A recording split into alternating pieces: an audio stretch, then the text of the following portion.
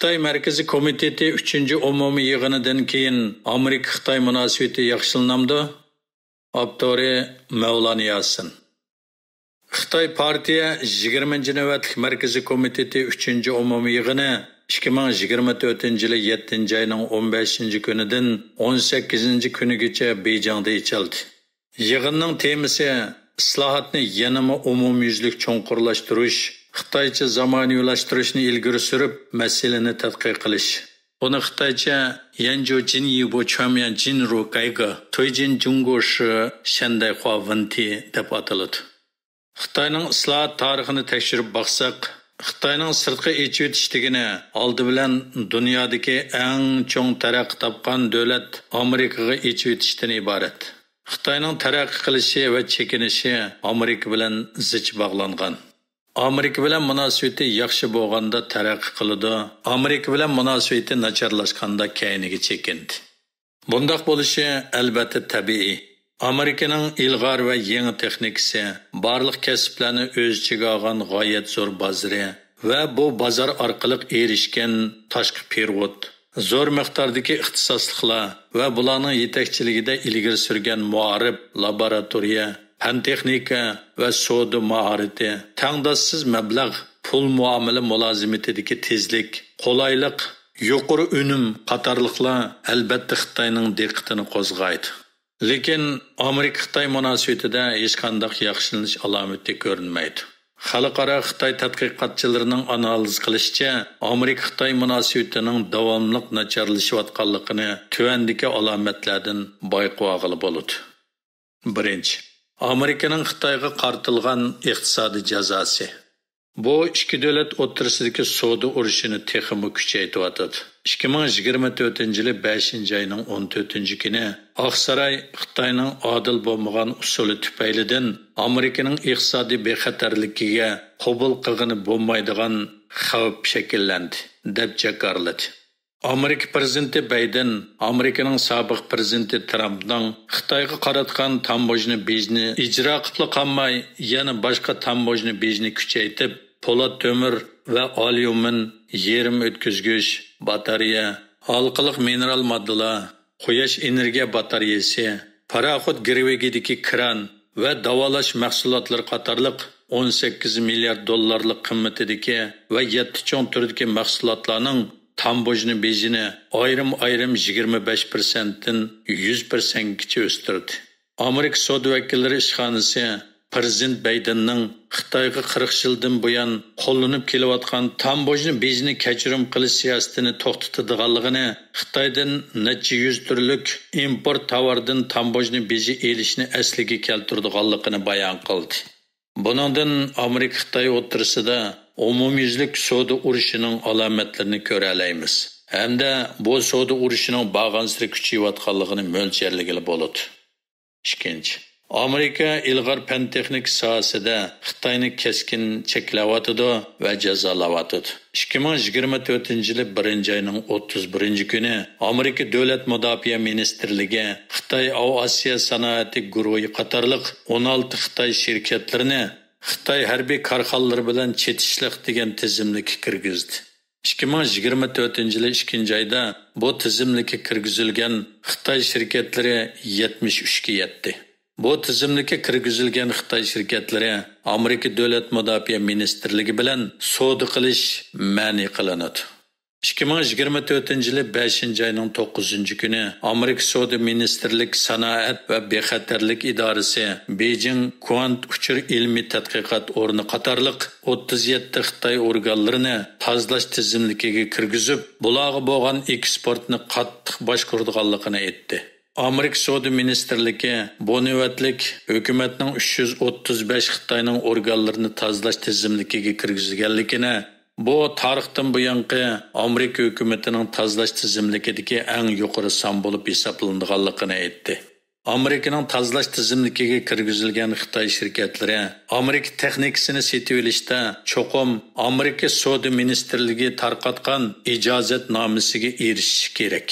Xitoyning bu shirkatlari ijozatnomaga iltimos qilgandimi, Amerika savdo ministrligi odatda davlat bexatarligiga ziyon yetkazishini bahona qilib, iltimoslarni rad qilishi mumkin. 2023-yili 5-oyning 1-kuni Amerika Moliya Ministerligi Chet el boshqarish idorasi Wuhan Gaoshin fan texnika shirkati qatorliq 22 Xitoy korxonasini alayda to'ng'iltadigan tizimlikka kirgizdi. 2024-yili 3-oyning 24-kunigacha Amerika Moliya Ministerligining tozalash tizimligiga kirgizilgan Xitoy organlarining soni 504 ga yetdi. Amerika Moliya Ministerligi odatda mulkni to'ng'itish, sodani cheklash, mablag' selishni cheklash, eksportni cheklash, hukumat zoyimi sodasini cheklash qatorliq tadbirlar bilan Xitoy organlarini jazolaydi. Yuqorqi jazoga uchirgan Xitoy organlari yuqori darajalik chip, biodora, sun'iy aql iqtidor, kvant texnikasi, ushquchisiz aeroplan, yuqori bosqichga munosabatlik turlar, boshqariladigan bomba tadqiqoti, yadro texnikasi qatorliq halqaliq texnik sohalariga chetiladi. Amerika yana Gollandiya chip yasash shirkati ISML bilan birlashib Xitoyni butkul chip kasb zanjiridan uzib tashlashni yo'lga qo'ydi. 3. Tayvan masalasida Amerika-Xitoy munosabati texnik jiddiylashyapti. Amerika-Xitoy munosabatidagi jiddiylashishning bir muhim ko'rsatmasi 2024-yili 5-oyning 20-kuni Tayvanning 16-navbatlik prezidenti Lay Changda qasam berib vazifaga o'ltirgan voqeaga bo'lgan Amerikaning pozitsiyasidan belgili bo'ladi. Xitoy Lay Changdaga bo'lguncha degan qalpoqni kiydirib, Lay Changda vazifaga o'ltirib 3 kundan keyin Xitoy hech qanday ogohlantirish bermay orolni qurshab elish harbiy manevrini elib berib, Tayvan bo'g'zi vaziyatini yana bir qatim jiddiylashtirdi. Amerika hukumati, parlamenti, siyosiy arboblari Lay Changdaning saylanganligini va vazifaga o'ltirganligini tabrikladi. Amerika Davlat ishlar kotibi Blinken, Amerika parlamenti Ovam palatasining boshlig'i Johnson, Demokratlar partiyasining lideri Jeffries, parlament faxriy raisi Pelosi, parlament ikki palata diplomatiya komiteti, Ovam palatasi Xitoy alohida komiteti, parlament Tayvan aloqa liniyasining raisi, ikki palatadagi halqaliq a'zolari orqa-orqadan tabrik xati va bayonot qatorliq usullar bilan Lay Changdani tabrikladi. 2024-yili 5-oyning 26-kuni Amerika Avam palatasi diplomatiya komitetining raisi McCover, Amerika parlamenti Avam palatasining boshlig'i Johnson Tayvanni ziyorat qildi. 2024-yili 5-oyning 29-kuni Amerika Kengash palata a'zosi Dakvos nopozliq 16 parlament a'zosini boshlab Tayvanni ziyorat qildi. Amerika prezidenti Bayden 4-qatim Amerika Tayvanning mudofaasiga hamkorlashadi deb bayonot berdi. Bular Amerika bilan Xitoy Tayvan masalasida o'zaro munosabatining texnik jiddiylashib ketayotganligini bildirdi. 4. Amerika butun kuchi bilan Xitoyning harbiy tahdidatining oldini olish harakatlarini kengaytiryapti. Amerika 2024-yili 6-oyning 22-kunidan 2024-yili 8-oyning 2-kunigacha Havay oroli va uning atrofidagi dengiz va havo bo'shlig'ida 2024-yili Tinch okean harbiy manevrini elib beryapti. Bu manevrga Amerika, Angliya, Fransiya, Germaniya, Italiya, Yaponiya, Kanada, Gollandiya, Belgiya, Daniya, Koreya, Filippin, Hindiston, Indoneziya, Malaysiya, Brunei, Singapur, Sri Lanka, Tayland, İsrailiya, Avstraliya, Yeni Zelandiya, Braziliya, Chili, Peru, Kolumbiya, Ekvator, Meksika, Tunga qatorliq 29 davlatdan kelgan harbiy armiyalar qatnashdi. Bu orqali Amerika Xitoyga bir uchurni yetkazdi. Xitoyning Tinch okeandagi harbiy kengashi Amerika yetakchiligidagi birlashma armiyaning to'sqinligiga uchraydi va mag'lub bo'ladi.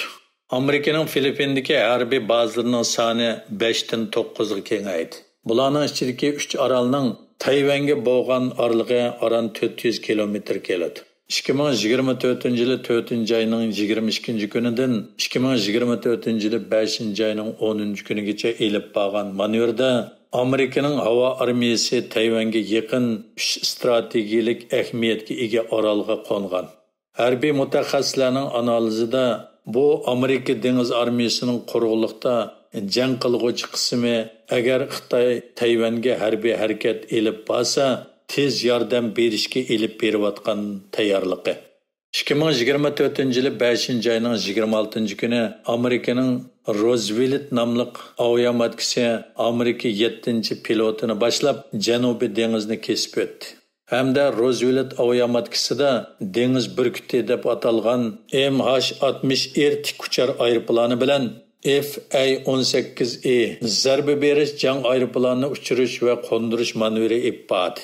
Bu orqali bu aviamatka uchish tayyorligi holati va mazkur rayonga qanchalik kuchini darhol yetkazadiganligini va bu rayonning muqimligiga kafolatlik qilish iqtidorini namoyon qildi. Amerika armiyasi Janubiy dengizdan Sharqiy dengizgacha Tinch okeanni aylanib kelgan rayonlargacha Xitoyga besim ishlatdi va ishlatyotdi. 5. Amerika diplomatiya hamkorligini kuchaytirish Xitoyni xalqaroda yolg'iz qoldiryotdi. Amerika diplomatiya hamkorligini kuchaytirib, Xitoyni xalqaroda yolg'iz qoldiryotdi. Bugungi dunyo Amerika boshchiligidagi demokratik lager bilan Xitoy boshchiligidagi mustabid lageri deb ikkiga bo'lindi. Xitoy Rossiyaning Ukrainaga tajovuz qilganini qo'llab, Hamasning Isroilga qilgan harbiy harakatini qo'llab, Eronning O'rta Sharqdagi harbiy harakatini qo'llab, Shimoliy Koreyaning sharq-shimoliy rayonlarda to'xtamay yangi voqealarni paydo qilishni qo'llab, Amerika bilan dunyoda qarshilashishni shakllantirdi. Amerika hozir navbatdagi guruhlarni birlashtirib, Xitoyni qo'rshovga oldi. Amerika, Angliya, Fransiya, Germaniya, Italiya, Yaponiya, Kanada 7 davlat guruhi, Amerika Yevropa ittifoqi Savdo va fan texnika komiteti, Amerika Yaponiya, Koreya, Filippin harbiy ittifoqi, Amerika, Yaponiya, Hindiston, Avstraliya 4 davlat bexatarlik mexanizmi, Amerika, Angliya, Avstraliya harbiy va diplomatiya bexatarlik hamkorlik munosabati, Amerika, Avstraliya, Pironi, Fiji, Hindiston, Indoneziya, Yaponiya, Koreya, Malayziya, Yangi Zelandiya, Filippin, Singapur, Vietnam qatorliq 14 davlatni o'z ichiga olgan Hindiston Tinch okean iqtisodiy ramkasi, Amerika, Kanada, Meksika erkin savdo kelishimi.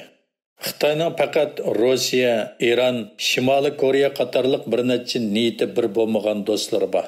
2024-yili 5-oyning 16-kuni Amerika davlat ishlari kotibi bayonotchisi Vedant Patel Rossiya prezidenti Putinning Xitoy ziyoratiga munosabatlik masalalar haqida to'xtalganda mundaq dedi.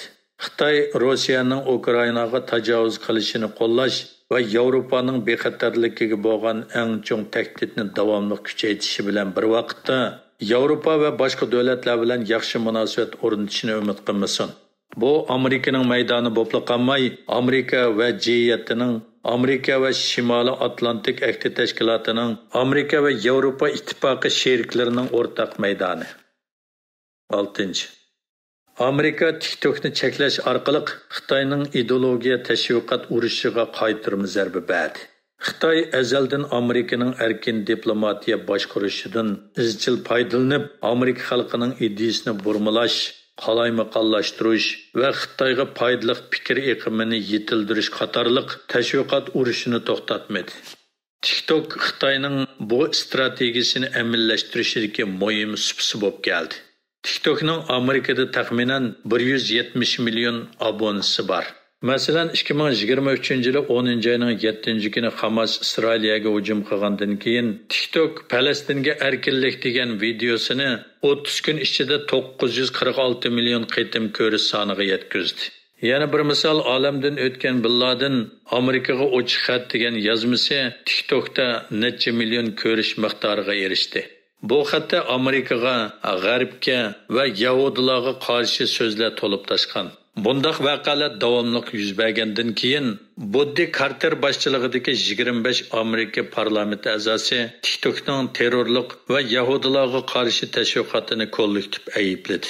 2023-yili 2-oyda Amerika Kengash palata a'zosi Jerry Moran bilan Richard Blumenthal TikTok Amerikaning davlat bexatarligi va iste'molchilarning manfaatiga tahdid solayotganligi haqida Amerika Moliya ministri Yellenga xat yozib, TikTokning Amerikadagi kasbiga qurilma xarakterlik cheklama yo'lga qo'yishni talab qildi.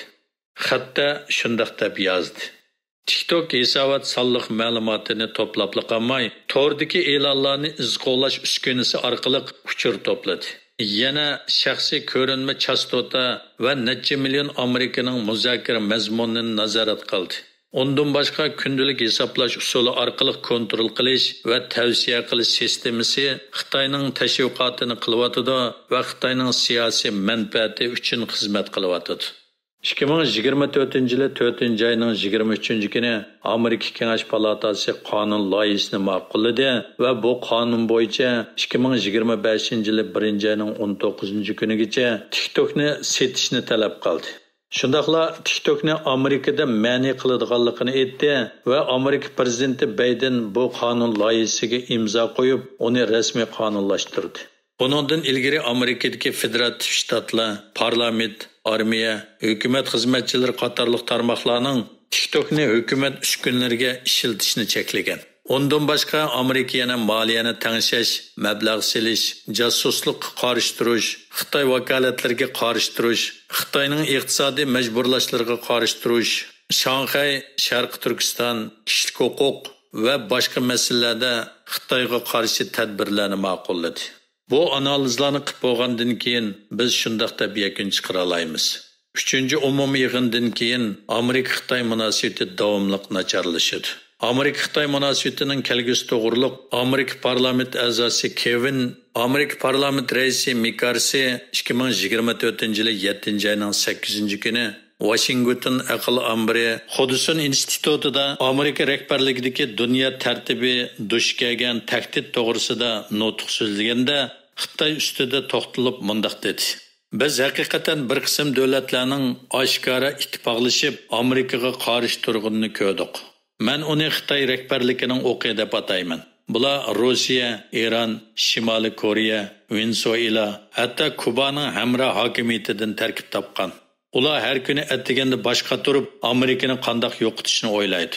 Ular bag'ansiri kollektiv harbiy ishlar, texnika va moliya boyligidan foydalanib, har xil usullar bilan bir-birini qo'llab, bizning savdo yo'limizni uzib tashlash, texnikamizni o'g'irlab, armiyamizga ziyon yetkazib, iqtisodimizni og'dirib o'tishga tirishyapti.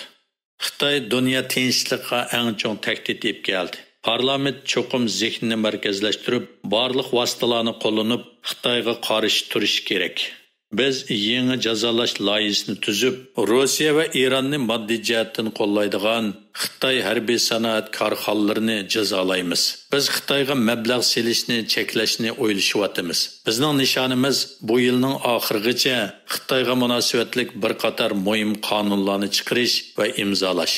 Hamda bu navbatlik parlament Xitoyga munosabatlik ishlarni va boshqa ishlarni jiddiy muzokara qiladi. Beijing bizning birinchi darajalik chet el tahdidi. Ular bizning pul muomala va iqtisod sistemimizning har bir bulung pushqoqlaridan foydalanyapti. Hammaga ayon alohida ta'sis qilish komiteti Xitoyning xatarlarini oshkorlash jihatda muhim rol o'ynayapti. Xitoyning eng qo'rqadigani ittifoqlashgan Amerika. Alohida ta'sis qilish komiteti ikki partiya hamkorlik shaklida har qaysi bosqichli komitetlar bilan mo'rini-mo'riga tilab hamkorlashib, bizning qimmat qarashimizning davlatimizning birinchi raqibi Xitoyning yomon g'arizining ta'siriga uchirmasligiga tirishimiz. Buningdan shuni ko'rib olaymizki, Amerika hargiz Amerika-Xitoy munosabatining yaxshilanishiga yo'l qo'ymaydi.